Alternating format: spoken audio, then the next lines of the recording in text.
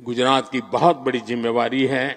हम देने वाले लोग हैं, हमें देश को हमेशा देना चाहिए और हम इतनी ऊंचाई पर गुजरात ले जाएं, इतनी ऊंचाई पर ले जाएं कि देशवासियों के लिए गुजरात काम आना चाहिए। दोस्तों, इस महान परंपरा को हमें आगे बढ़ाना चाहिए।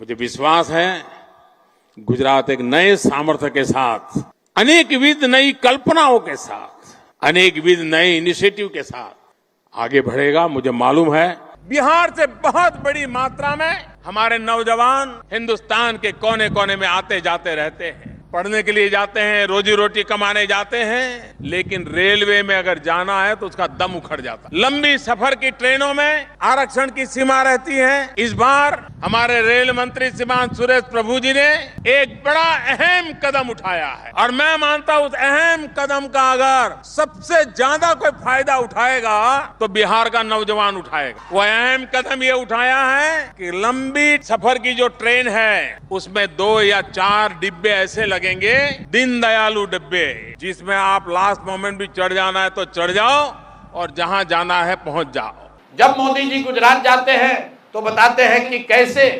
पूरे देश को गुजरात देने वाला राज्य बनेगा। वहां पर वो गिफ्ट सिटी की बात करते हैं, वहां पर वो इन्वेस्टमेंट समिट की बात करते हैं, और जब बिहार आते हैं तो वही मोदी जी क्या बात करते हैं। मोदी जी का भाषण सुनिए।